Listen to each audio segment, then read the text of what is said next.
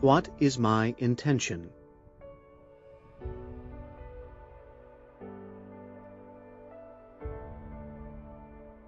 Take control of your environment. The question of spatial position and body language is widely neglected in education. Most of university education is set up to be teacher and mind-centered. The major concern seems to be whether the students can see and hear the lecturer. There is little regard for student-to-student communication. The idea that a student's spatial position might influence the quality of her education gets little recognition. A simple experiment brings home the importance of body position. In any group setting, take a moment of silence and become mindful of your emotional state. Then change your position within the group, take a moment of silence again, and notice your new emotional state. This experiment can be done with any size group participating simultaneously. It is amazing what a difference even small changes of position can make. Your turn. The next time you're in a meeting that is not working, get your group to rearrange their chairs in a circle and see what happens. Asking each person in turn to say something, anything he wants to say, as long as it is only a few words or a short sentence, is an excellent way to start each meeting. It is also a great way to end each meeting. This works especially well if people are seated in a close circle. One of my profound learning experiences about body positions occurred when I was teaching my Introduction to Robotics course in a large auditorium. There were about 90 students in a space that could seat 400. The students sat all over the auditorium, and most of them chose to sit toward the back. I repeatedly requested during the first few weeks that they sit toward the front when they came for the next class. They never did. The class met 3 times a week for 50-minute sessions, and I noticed that I was exhausted after each lecture. Even though I used a microphone, it felt like I was being drained by trying to reach this widely distributed mass of students. So I got a roll of yellow barricade tape, the type with large black letters reading "Caution." I went into the auditorium a half hour before class and taped off the entire back half of the room.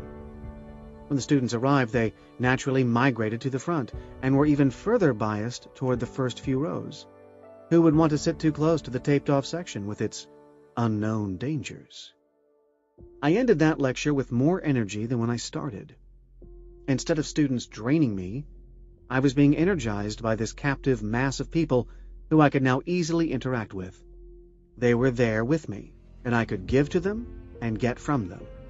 I repeated the taping for 2 weeks. After that, the students were habituated to their new seats, and I did not need to close off the back. That was a long time ago, and I will always remember that class and those students with a special fondness. I am still very pleased with myself that I took control of the physical situation and didn't just tough it out and suffer through 10 weeks of a debilitating experience. The meta lesson here is, take control of your environment. If you are leading a meeting, or if your goal is to learn to give a successful presentation, give some thought to everybody's position. If you're in a meeting or listening to a lecture and you feel bored or left out, move to the front. If you feel intimidated, go hide at the back. If you're distracted by the person next to you, or cannot hear or see, move. Be mindful of how you feel and experiment by moving toward different locations. Our body's location matters. It colors our experience more than most of us think. The mind-body connection. My wife, Ruth, 2 close friends, and I were in a small single-engine plane on a long, slow flight over California's Imperial Valley. We were playing cards to entertain ourselves. The pilot had turned on the autopilot and rotated his seat so he could play with us. The game went on for about 40 minutes, and suddenly there was a click, followed by a frightening silence. The engine had stopped firing. In a flash, the pilot spun his seat around, cards flying in the air.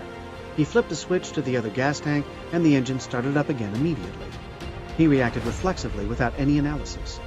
He had been trained so that his body reacted. He did not need to pause and think. It was incredibly impressive, and we were glad we had him as our pilot. Still, but we did not resume our card game for the rest of the trip. There are movement activities that directly use the mind-body connection to stimulate learning and creativity. In the design division, we have been teaching these activities for a long time. Originally, these were considered somewhat new agey. I recall an unlucky lecturer getting into a lot of trouble when he broke an ankle doing a warm-up exercise. The president's office could not see any justification for an engineering design class being in the women's gym for warm-up exercises. Fortunately, those days are long past. Dance and all forms of body movement are also valuable for working and learning in groups. You have probably been at events where a speaker has asked the audience to stand up for a minute and stretch. Just a simple interlude of stretching can make a huge difference in your ability to properly participate and to think creatively. The human body needs to move.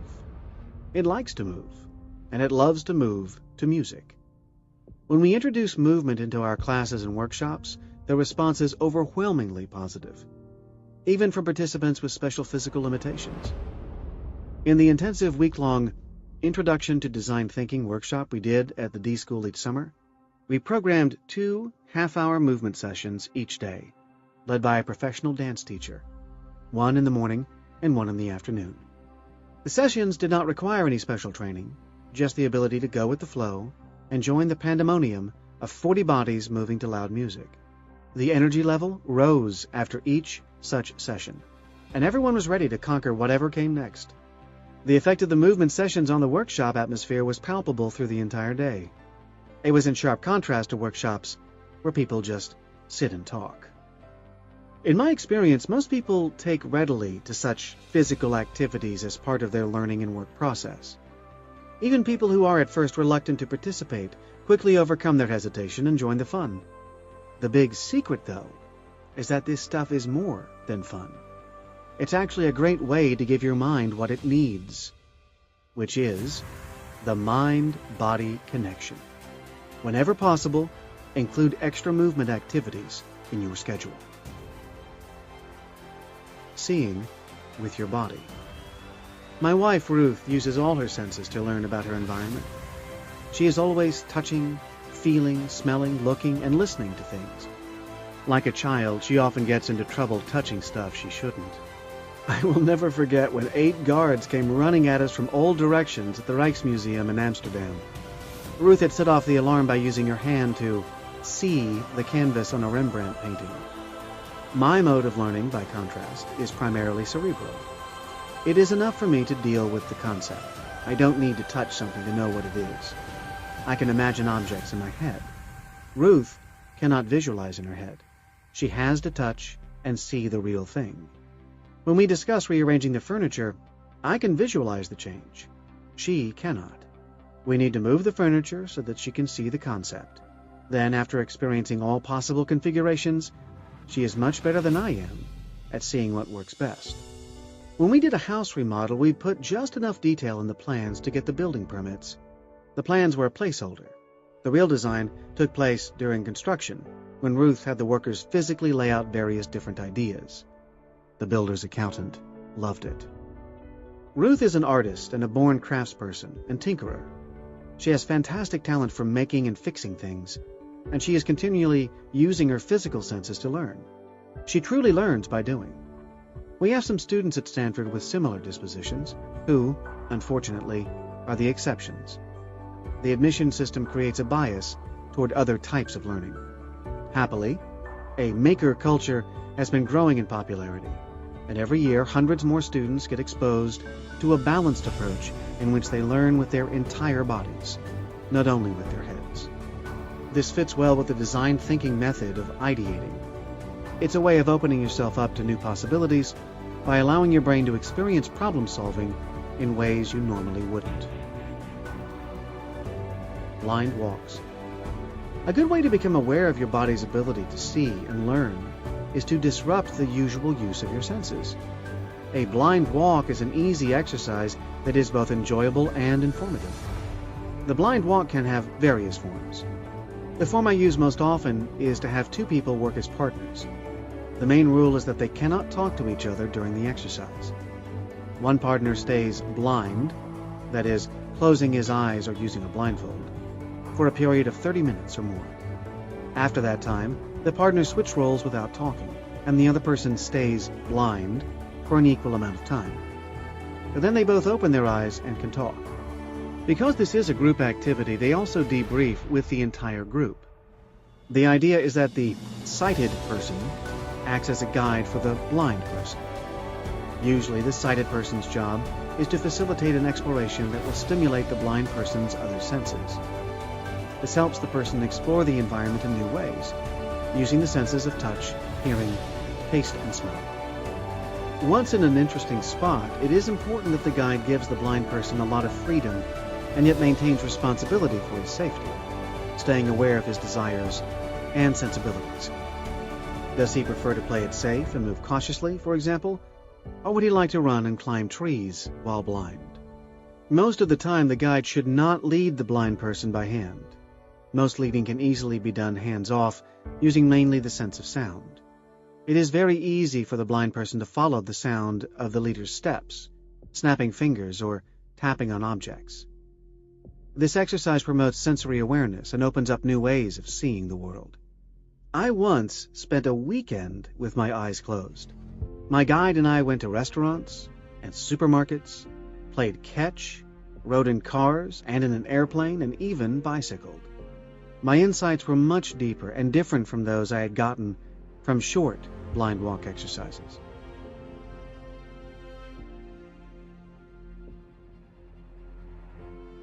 The next time you're feeling stuck, take a blind walk or change your sensory inputs in another way. Chances are, this will help you to achieve what you are after. Even if it doesn't, you will learn to see the world differently by using your body in new ways. And you will have new sensibilities and richer perceptual experiences. Improvisation. Improvisation, or improv, is an art form originally associated with the theater. In recent years at Stanford, it has spread from its home in the drama department into many parts of the university. Improv directly involves the body and enhances spontaneity, observation, communication, and other vital skills. In addition, many of the common improv warm-up exercises are excellent analogs for problem-solving skills, and as such, make excellent teaching tools. One of my favorites is called Word Ball. Before doing Word Ball for the first time, it is good to introduce it to a group without its members using words. First, just have them practice tossing an imaginary ball. A group of 6 to 12 people form a circle, and one player starts by tossing an imaginary ball to another player. The receiving player catches the imaginary ball and immediately tosses it to another player. The objective is to have the imaginary ball moving all the time. The learning starts at this point. Some people don't pay attention, so they either never get the ball thrown to them, or they miss it if it is. Other people clown it up. This may be funny, but mainly it just stops the action and slows down the ball. This warm-up is a great analog to many forms of group activities, such as brainstorming, meetings, and conversations. Once the group gets the hang of throwing the ball, it's time to introduce a word. Now, in addition to throwing the imaginary ball, the player throws a word out as he throws the ball to another player. The catching player repeats the word she has caught and then immediately, without forethought, throws a different word. The objective of the game is to keep words and the ball moving among players as quickly as possible. Players have to learn to trust in their spontaneity and stay focused on the game, which tests how well they maintain their attention on their intention to catch and throw words. Now, in addition to the pitfalls mentioned for the practice without words, we have the difficulty of people's inability to be spontaneous in generating a word. Many people don't trust their own abilities to respond in real time. If you stay in your head instead of the game, you will not really be participating in group activities, not just in word ball, but also in brainstorming, meetings, and conversations. There are many variations of word ball. You can have sound ball, where you throw and receive sounds. You can have theme ball, where you throw and receive words related to a certain theme, for example, water. You can have concept ball, where you throw and receive short concepts related to a certain theme. For example, if the theme is water, someone can say conservation. The variations are endless. I find that in all cases, the best learning comes from using the same basic ground rules. Keep the ball moving, stay in the game, be spontaneous, meaning don't stockpile your responses, and be a team player. It is also common, once the group gets warmed up and performing well, to introduce a second and even third ball, so there are multiple ball throwers and catchers at the same time. Although I find it less appealing, it is also possible to use a real softball or other physical object, such as a knotted towel, instead of the imaginary ball. The practice of improv has a set of commandments, the two most relevant of which, for our purposes, are yes and no blocking. Let's give them a try. Your turn. Two people partner, and one leads off with a suggested action. The other then must reply, yes, and, accepting the original suggestion and building upon it to keep the story going. The first person then makes another suggestion, and they keep building. The net result is forward movement of ideas and a fun feeling of collaboration. For example, the first person, let's have a party tomorrow. Second person, yes, and let's invite a lot of people. First person, let's have music. Second person, yes, and dancing too. Blocking is another term used in improv. When you're blocking, you stop the flow of action and creative movement. The partner says no to every suggestion, or gives a reason why it will not be a good idea, or brings up something entirely at odds with the original suggestion. The net result is the generation of a blockage with no way of moving ahead. This is a downer. It generates feelings of opposition rather than collaboration. For example, the first person, let's have a party tomorrow. Second person, no, I hate parties. The first person, let's have music. Second person, no, I don't like music either. The applicability of these rules to all sorts of problem solving and human interaction is obvious. The recognition of the broad utility of improv concepts has taken the art form into many areas beyond its origins in theater and storytelling. It's worthwhile incorporating improv ideas into your professional and personal lives. Streaking. You know what streaking is, don't you? It's when someone runs naked in public, intending to be noticed. What does it have to do with the topic of this chapter? Well, it has everything to do with it for me. Why else would I have put it in? I use the word streaking not in the naked sense, but instead as a method of unusual disruption that charges the energy level where a group is working. In the 1970s, I was about 30 minutes into a tedious lecture on mechanical vibrations to a very bored class of seniors. Suddenly the door opened, and a naked man entered, ran one lap around the classroom, and left without a word. The energy level in the room went from 10 to plus 80. Don't ask me what the units on these numbers are, or how I measured them. We'll just call it the Bernie scale. I was amazed that when we all recovered and I resumed the lecture, it seemed like a different class. My speaking became energized, and the students' attention improved significantly. And even better, that change lasted. 4 weeks were left in the term, and they went much better than the first 6 weeks. The streaker had changed my course for the better. After this experience, I understood the beneficial effects of random interruptions to classes. The more bizarre the event, the better it is. I call them streaks in honor of the first time it happened to me with the actual streaker. Most people don't like interruptions to their lectures or workshops. I have learned to welcome and cherish them as random gifts. If I notice the energy level in a group or class is low, I can declare a break at any time. In fact, it is not uncommon for me to ask a group to stand up and take a stretch or go on a short break. As useful as these activities are, though, they don't hold the same energy charge as when an outside interruption blesses you with a streak. Unfortunately, streaks are rather rare, unless you are devious and arrange for them yourself. So the best I have been willing to do is use the concept of streaking to give myself permission to be honest about what is going on in the room.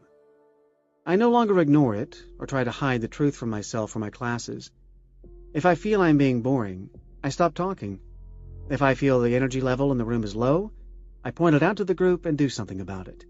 For me, the gift of the streaks has brought a greater willingness to be responsible for the energy and attention level whenever I am with people, regardless of whether it's a class, a meeting, or simply people working together in a group. Working well in a team requires you to be flexible and tolerant.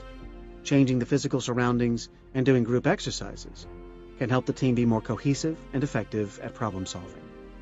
Even when your group is all about business, leaving room for play can only improve the working environment and boost productivity.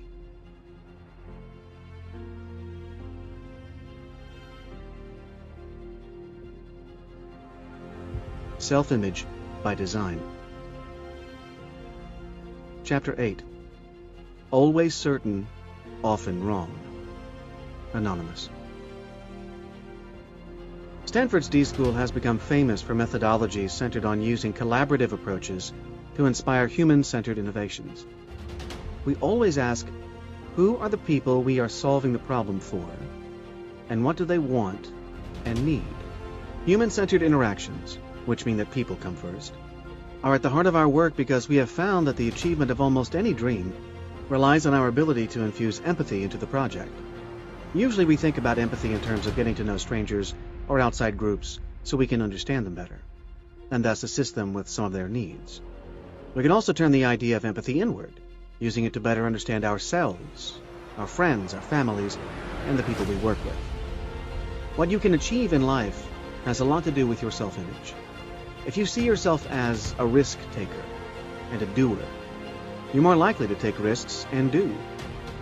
If you see yourself as cautious and scared, it may make the road to achieving your goals a lot more protracted and difficult. You may not even know for sure how you define yourself. So, let's figure out where your self-image comes from and if it suits where you want to be. Examine your role models. When we are young, we learn from those around us. Naturally, our parents and siblings have a strong influence on who we become as we start to mature. We may be very fortunate and start life in a warm, supportive environment. We may be less fortunate and start in a harsh, threatening environment. Whether we grow up feeling accepted and loved by our family or harshly judged and rejected, it is almost impossible to escape those imprints. We may turn out to be very similar to our family members, or very different. Either way, they have influenced us in many subtle ways. They are normally the first people who teach us what and how we are supposed to achieve in life. When my younger son was 5 years old, a doctor asked him if he preferred to take an antibiotic in the form of pills or an injection. His reply was, whichever is cheaper. Clearly, he already had picked up an attitude toward money from his parents. Now at age 55, he still has the same attitude toward spending money. I believe I'm very different from my father, and my wife believes she is very different from her mother.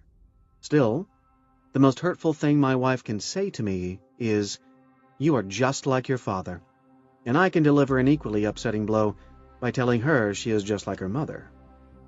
In truth, we both carry some of our parents with us, in spite of our desire not to. We deny having the traits that we didn't like in our parents, even if it's obvious we do share some of those traits. On the other hand, the things we liked about our parents, we more willingly accept as part of our inheritance, even when there is little evidence that we actually share them. Your turn. Examine your family's viewpoints and how they have affected your adult life. Ask yourself the following questions. 1.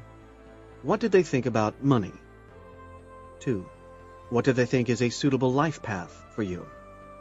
3. What are their views on authority? 4. What are their views on hard work, grades, blue-collar versus white-collar work, getting ahead in life, work versus play, hobbies, taking risks professionally and personally, and personal fulfillment? And finally, 5. Which of their views do you agree with, and which don't you? Have you tailored your life in response to their views? Is it helpful to you, harmful, or neutral? Which influences of theirs are better off discarded? And which can you learn from? On the way to maturity, we go through several stages. The first big break from the nuclear family typically occurs when we enter school and must learn to deal with strangers without the protection of parents or their surrogates. We need to learn to face challenges competition, frustrations, and the judgment of peers. Schoolmates can be unkind, and we may face physical violence or ridicule. It's in this environment that we first get to look at ourselves and start to form a self-image that reflects who we are rather than who our parents think we are. If we're lucky, we find a kindred spirit who is usually much like us and becomes our closest friend. This friend becomes a way to know ourselves better because we are free to share things that we withhold from our parents.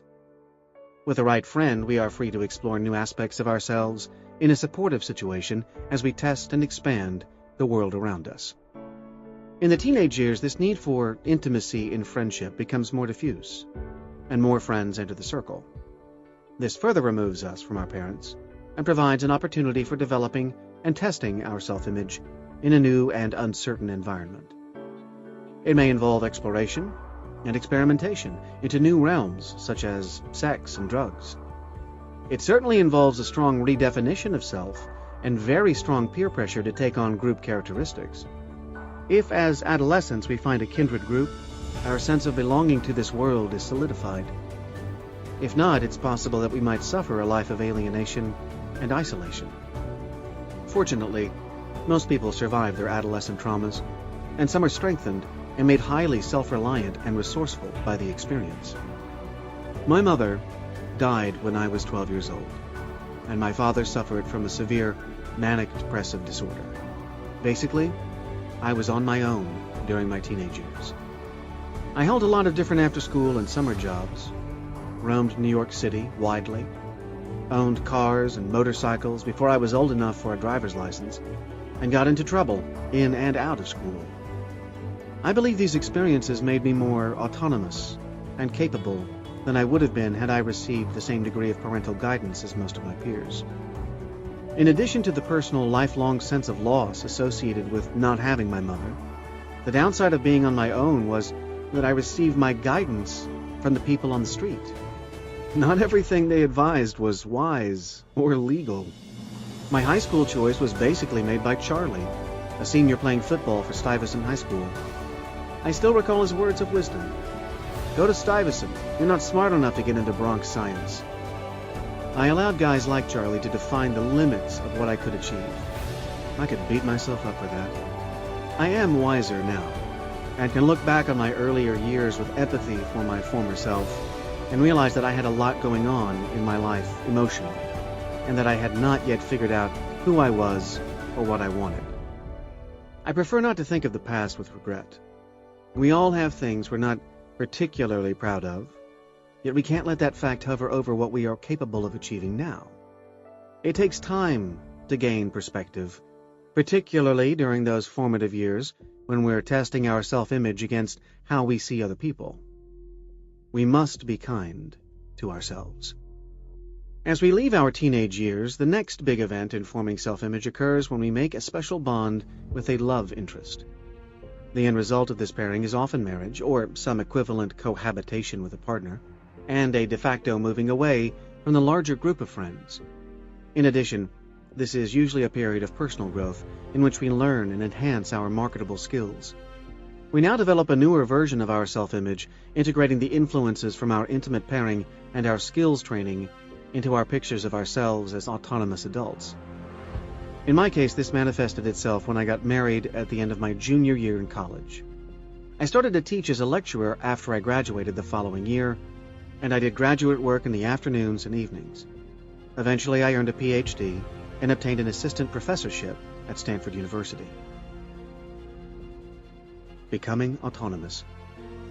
College and university professors are not usually trained how to teach. They're trained to be researchers and to mimic what their teachers have done. It can take many years before they find their own voice as teachers. To some extent, they never shake the influence of their professors entirely, just as one is never entirely free of parental or parental surrogates' influences. I had just led a full-day workshop in Taiwan titled Creative Teaching, and a young assistant professor was driving me back to my hotel. In the privacy of the car, he told me, "That was very interesting. I never thought that I could modify how I teach. I did not realize I could consider redesigning the structure of my job and actually approach the issue of how to teach as a problem-solving activity." He was visibly shaken. He had seen a yellow-eyed cat. He now understood that teaching needs to be approached from an individual perspective that is broader than simply covering specific material. Teachers need to be clear what their intention is for each class session and develop a style suited to who they are. Unfortunately, many people are in the same trap, and not only in academia. We are influenced by our teachers and parents to the extent that we spend our lives trying, as best we can, to mimic them. And all too often, we end up being second-rate replicas. One of the social functions of families and other communities to which we belong is to constrain our behavior. Normally, these social constraints serve a valid societal function, yet they can also have a big downside unless we are willing to confront and, if appropriate, discard them in a productive manner. If we realize we have a unique persona and a history different from that of our teachers and parents, we can end up being creators of a new synthesis that honors our influences, yet is also a true expression of our very being. It's important that we look at our life and work not only from the point of view of its content, but also from the question of what our actual intentions are.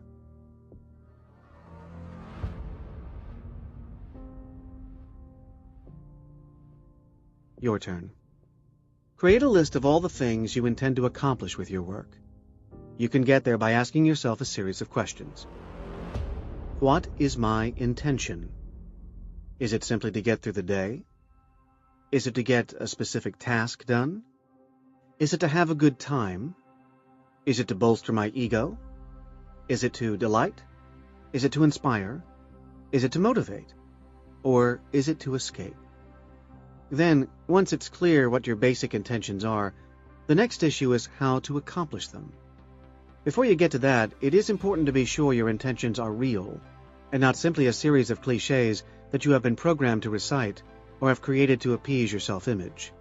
Once you have your basic intentions clear, you can view the method of implementing them as a creative problem-solving activity that will get you unshackled from past practices and mimicked constraints.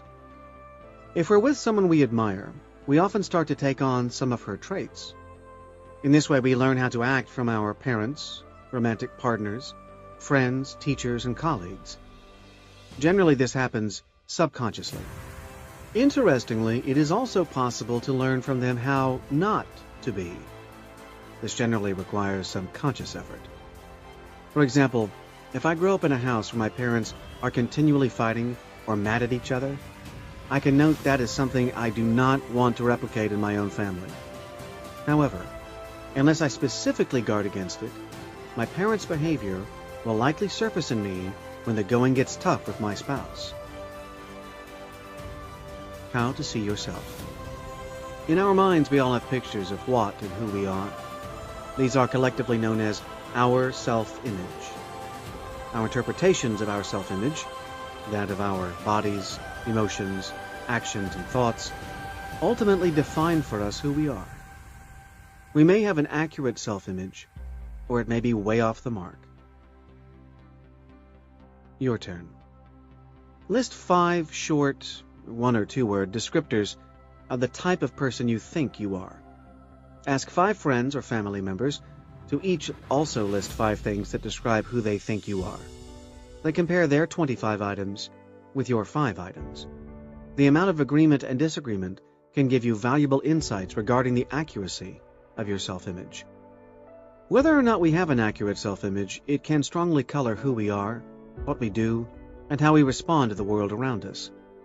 Others can use it to manipulate us, and we can use it to manipulate others. It can be largely positive or largely negative, though for most people, it is both. Often our self-image constrains what we will and will not do, or at least colors our feelings about what we have and have not done. In an ideal world, self-image would form the basis for much of what we did and did not do. In the real world, things are a bit more complicated.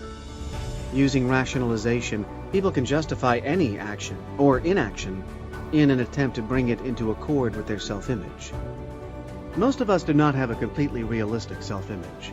Harvard business psychologist Chris Argyris concluded, after 40 years of studying people, that they consistently act inconsistently, unaware of the contradiction between the way they think they are acting and the way they really act.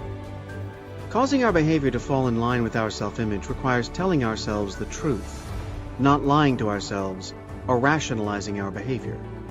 Our self-image evolves and changes as we go through life. We may have certain inborn tendencies that get reinforced by our environment, while entirely new aspects come as the result of our experiences as we accumulate successes and failures. Thus, one of the ways we can change our behavior is to proactively change our self-image, while at the same time bringing our behavior in line with our self-image.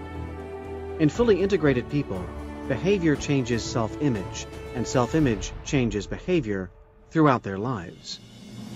In the Stanford D School, we attempt to bring students through a series of experiences that change their self-image so that they think of themselves as being more creative. We call this boosting their creative confidence.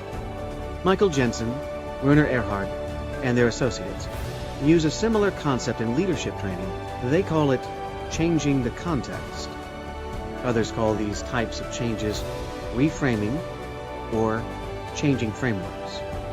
Whatever it's called, the psychological milieu in which we operate is important because it acts as a hidden arbitrator in how we approach many aspects of our lives.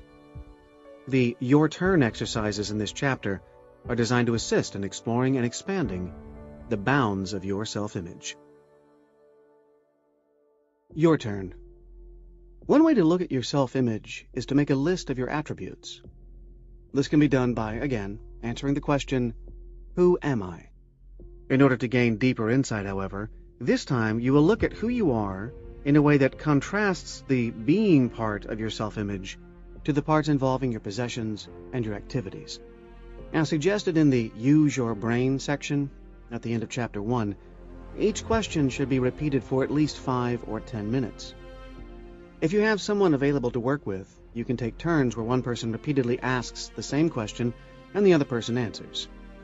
Of course, if there are 2 people, the questions need to be rephrased. Who are you? So ask yourself these questions. Who am I in terms of what I have? Who am I in terms of what I do? And who am I in terms of my being? This exercise gives you a chance to stop the daily chatter in your head and to look separately at what you have, what you do, and who you are. It gives you an opportunity to dig deep and see how your life is stacking up compared to your self-image. It can give you a mid-course correction or reaffirm that you are sailing in the desired direction. People often confuse who they are with their possessions, their achievements, or their jobs. The parsing of the question into 3 parts thus helps them to gain clarity. Every time I do this exercise, I am reminded it's more subtle than it first appears. For example, in terms of what I have, I could say a wife, 2 sons, a professorship, a house, friends, students and former students, several bicycles, a newly completed book manuscript, and hundreds of research papers. In terms of what I do, I might come up with husbanding, parenting, teaching and research, household tasks, socializing, mentoring and relating, cycling, driving, writing, and publishing. The 2 lists are more or less identical. None of this informs who I am in terms of my being. Or does it? Much depends on how I relate to these things. Teaching, for example, is for some people a thing they have. The teaching job is their proudest possession. I remember how astounded I was when I accompanied one of my professors to pick up his dry cleaning, and the clerk addressed him as Doctor, and later also as Professor. This was at some mom-and-pop establishment in Flushing, New York, 10 miles and light years away from Columbia University. This is common in Europe, yet it seemed comically out of place in the context of a working-class neighborhood in New York City. It actually reinforced my sense that the poor fellow was using his job to hide who he really was. To some people, teaching is something they do. It is a job, pure and simple. That job is like any other job to them. They go to work, put their time in, and get paid. But the job is purely instrumental. They work to have money to pay rent, feed their family, and subscribe to cable television. Other people are born to teach. If they did not have teaching jobs, they would still be teachers. It's their calling, an intimate part of their being. I remember reading in one of Henry Miller's early books that he and all of his friends knew he was a writer, even though, at the time, he was working as a messenger and had not yet published anything. So, depending on how I hold it, teaching could be something I have, or something I do, or part of my very being. The same is true for many things in people's lives. There is no right answer as to which category something belongs in. It all depends on you.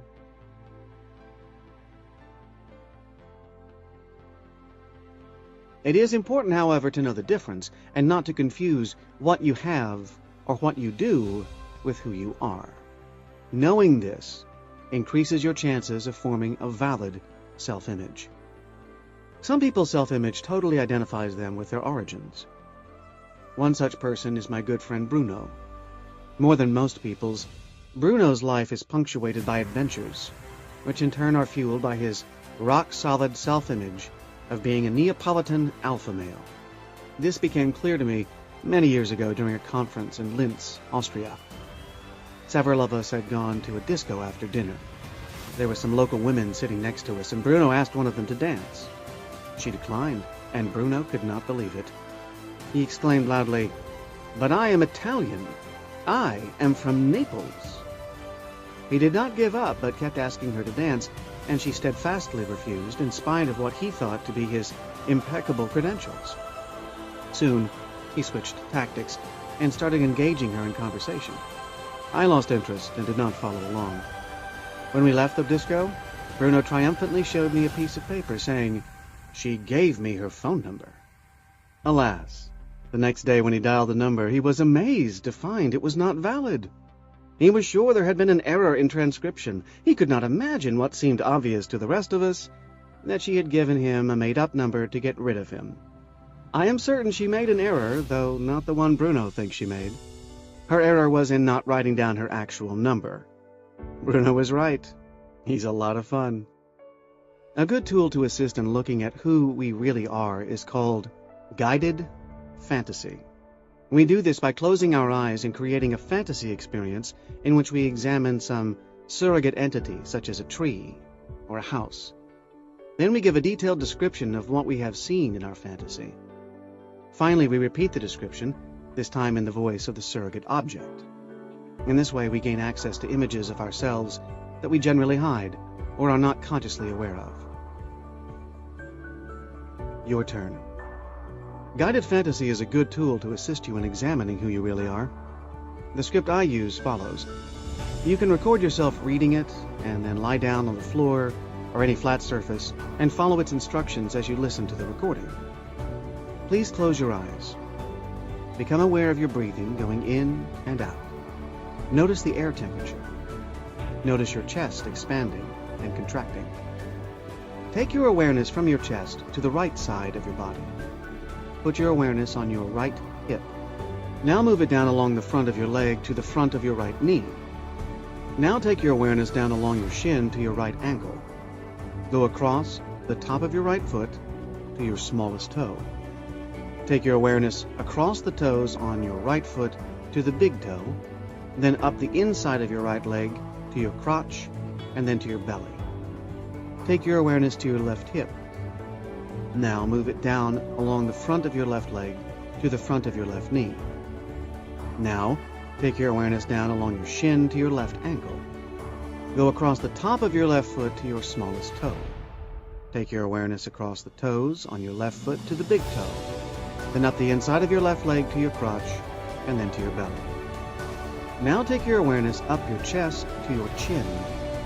Be aware of your breath going in and out. Notice the air temperature. Notice your chest expanding and contracting. Now imagine you were going to take a journey. Imagine standing up and going to the airport.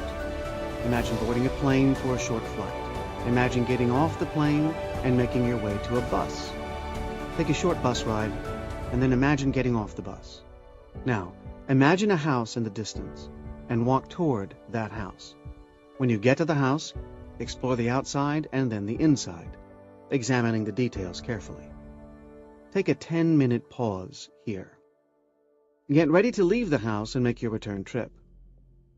First, walk back to where you got off the bus. Imagine the bus returning and take it back to the airport. Board a plane and fly back to your original airport. Then make your way back to this room. Imagine that you lie down again.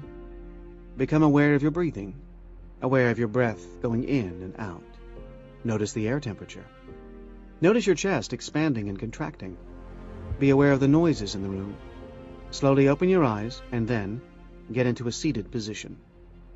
After a few minutes, describe in detail the house you explored. You can do this to yourself or to another person or a group of people, if available. Next, describe that house again, and this time don't speak for yourself. Speak for the house and its contents. Through you, the house and its contents are describing themselves in the first person. So, if the original story contained the words, "It was an old house with many things thrown about," the new version would be, "I am old and full of disorderly stuff." You must stay in the role of inanimate objects, talking in the first person. Often what happens is quite revealing. In speaking for the house and its possessions, you are describing yourself. You have in fact projected many of your characteristics onto the house and its objects. This is an excellent way to look at yourself. Because you do it so indirectly, it is non-threatening. It produces candid insights that might otherwise not be available from examination of one's own self-image. Changing your self-image. Another exercise that can have a strong mind-altering effect is using your awareness to get a new perspective on your problems in your life. To do this exercise, think of an issue in your life that you would be willing to be rid of. Start by asking yourself if you are really willing to be rid of it. Are you willing to have it vanish from your life right now? This is harder than we think. It turns out that we love to hang on to some of our issues. We use them to identify who we are and to relate through them to our friends. For instance, some of us like to be seen as victims because people will show us sympathy. Assuming you find something you are truly willing to be rid of, the rest is easy. It is simply a matter of being mindful about all the things you associate with this issue. Being mindful in general implies being aware of what you are doing and not being on automatic pilot as you go through your day. There is a bit more to it, however. True mindfulness is seeing without judging. It is the equivalent of just being there and dispassionately observing what is going on and what we are doing. It is a state of being willing to just be with whatever is going on. To get to that state, it helps to pause for a moment, breathe, connect with your inner experience, and observe the world around you. Mindfulness can lead to insights and awareness. Your turn.